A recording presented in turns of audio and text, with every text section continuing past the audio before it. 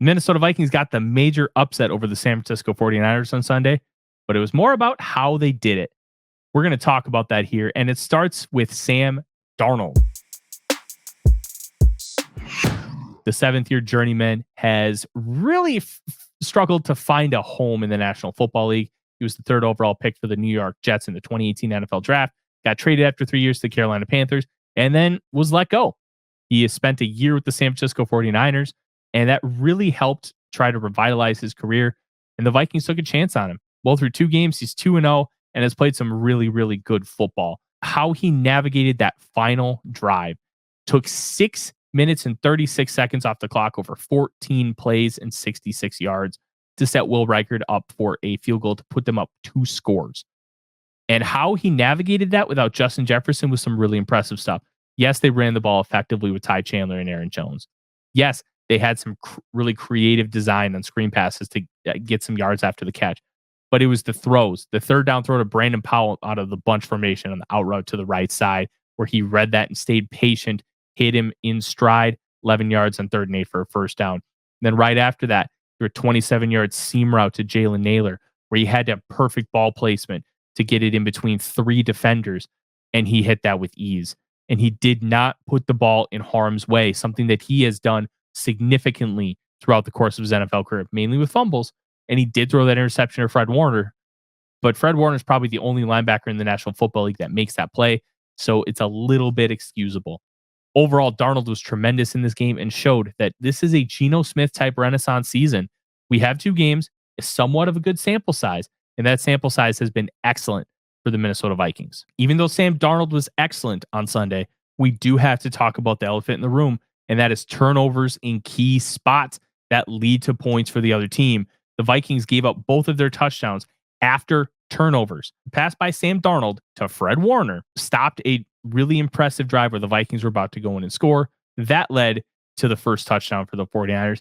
And then Aaron Jones. The fumbling issues continue for the Minnesota Vikings, where Jones had it popped out by Fred Warner again. They recovered at the 1 and they drove 99 yards for a Jordan Mason touchdown run. Just a brutal, brutal play because the Vikings were literally 6 feet away from going up by 20, and that might have put the game away early, something the Vikings have really struggled to do over the course of the last decade. They struggled a lot to do that under Mike Zimmer, and they struggled here to do it as well. Yes, they did it last week against the New York Giants, but you got to be able to take advantage of those opportunities when you're playing against a former Super Bowl participant, as the Niners represented the NFC in last year's Super Bowl. You have to be able to find a way to overcome those things and get those points to really put the game away. You got the win against the 49ers, but if you continue to do that against the really good teams in the National Football League, you can't expect to win all those games. They need to find a way to fix it, but there's time, and they have the grace of being 2-0 while trying to fix it. Injuries continue to hinder the Minnesota Vikings, and it's not just small players either. Wide receiver Justin Jefferson left the game and did not return with a leg injury. Now, Kevin O'Connell did say after the game that it was a quad contusion, which is just fancy for bruise. And being that it's just fancy for bruise, there's hope that he's going to be able to play next week. O'Connell did say that he is day to day, and being day to day with something like a quad contusion is really about pain management and tolerance, because it's just a big bruise. When you touch it, it hurts a lot. And sometimes it can hurt while you're moving. And being that it's on your leg, it can hurt to walk. It looked like he was struggling to walk when he went back to the locker room, when he came off of the field. And we'll see how that develops over the course of the next week, because the Vikings do play on the 22nd against the Houston Texans. And that time between can help it completely heal, or it can be a hindrance to that healing process. We'll find out, but I'm not super concerned with him long term. I'm not even super concerned with him missing next week. But we're going to know more on Monday when Kevin O'Connell talks to the media.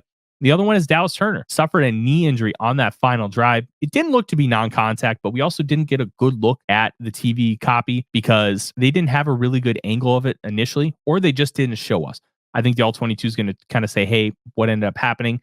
My guess is that he ended up just banging knees with somebody. And when you bang knees, considering there's not much padding on there because you have to have so much flexibility, it could just be, ow, I got a boo-boo and I'll be back next week. We'll find out more.